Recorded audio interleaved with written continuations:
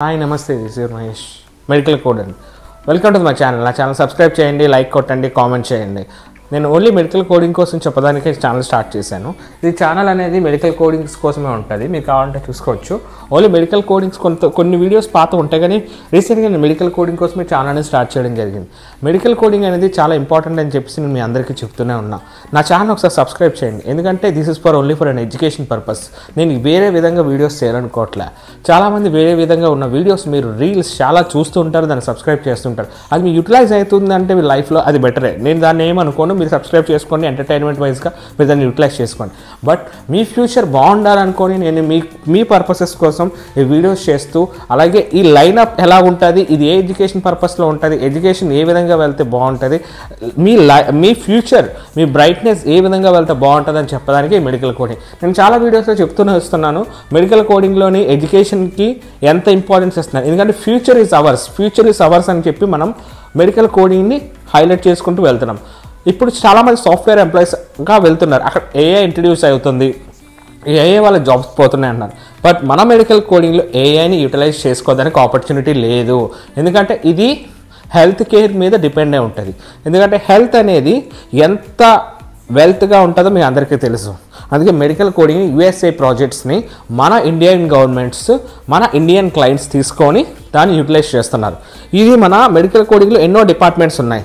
ఆ డిపార్ట్మెంట్స్ ఏంటి? Emergency department, cardiology department, radiology department, inpatient, payment posting అని చాలా డిపార్ట్మెంట్స్ ఉన్నాయి. ఒక ఫ్రెషర్గా మీరు వెళ్తే ఆ ఫ్రెషర్స్లో మెడికల్ కోడింగ్లో చాలా చాలా చాలా ఇంపార్టెంట్ టాపిక్స్ అనేది మీకు తెలుస్తాయి. ఎందుకంటే ఒక్కసారి బీఫార్మసీ వాళ్ళు మెయిన్లీ చెప్తున్నా, ఇంటర్మీడియట్ బైపీసీ అయిపోయిన తర్వాత బీఫార్మసీ సబ్జెక్ట్ తీసుకోండి. బీఫార్మసీలో ఎందుకంటే మెడికల్ చాలా చాలా చాలా ఇంపార్టెంట్. ఈ మెడికల్స్కి బీఫార్మసీలో ఎనాటమీ, ఫిజియాలజీ అండ్ ఈ డిపార్ట్మెంట్స్ ఎక్కువగా చెప్తారు. మీరు చదువుకునే చదువుకి రిలేటెడ్గా ఉంటుంది. రేపు మీరు వెళ్ళే ఇండస్ట్రీస్కి కానీ ఎక్కడికైనా వెళ్తే ఆ ఇండస్ట్రీస్లో మీరు జాబ్స్ చేసుకోవచ్చు. కానీ మెడికల్ కోడింగ్ మీకు తెలుసుకునే టాపిక్స్తో పాటు సిస్టమ్ నాలెడ్జ్ అండ్ మైక్రోసాఫ్ట్ నాలెడ్జ్లు కూడా మీకు ఎక్కువ ఇంపార్టెన్స్ ఇస్తుంది.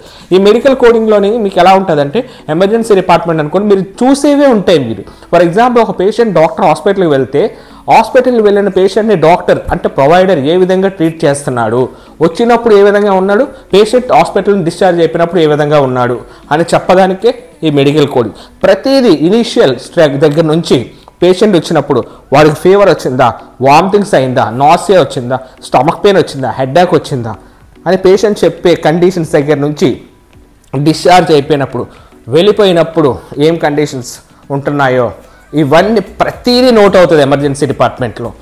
అలాగే కార్డియాలజీలో, అలాగే ఇన్పేషెంట్ అంటేనే మీకు ఇక్కడ అర్థమవుతుంది. ఒక పేషెంట్ వచ్చి అడ్మిట్ అయిన దాన్ని ఇన్పేషెంట్ అంటాం. ఓకే, ఇది మీకు అర్థమవుతుంది. ఇన్పేషెంట్ అంటే పేషెంట్ వచ్చి అడ్మిట్ అయ్యేదాన్ని ఇన్పేషెంట్ అంటాం. ఎంత కష్టపడి పేషెంట్ వచ్చి అడ్మిట్ అవుతున్నాడో ఆ పేషెంట్ ఒక రిలేటెడ్ డిసీజెస్ ఏమైనా ఉన్నాయా, ఇది ప్రొవైడర్ చూస్తున్నాడా లేదా అనేది ఒక మెడికల్ కోడింగ్లో మనం ఐసీడీస్ చూపిస్తాను. రండి ఒకసారి. ఐసీడీస్, సిపిటీస్ అండ్ ప్రతిదీ డయాగ్నోస్టిక్స్ ప్రతిదీ మనం చెప్తాను దీంట్లో. మీకు అర్థమవుతుందా? డయాగ్నోస్టిక్స్ ప్రతిదీ మనం దీంట్లో చెప్తాం. ఎందుకంటే ఐసీడీస్ అంటే international classification of diseases.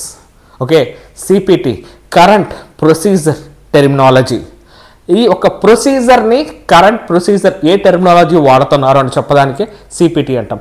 ICD అంటే ఇంటర్నేషనల్ క్లాసిఫికేషన్ ఆఫ్ డిసీజెస్.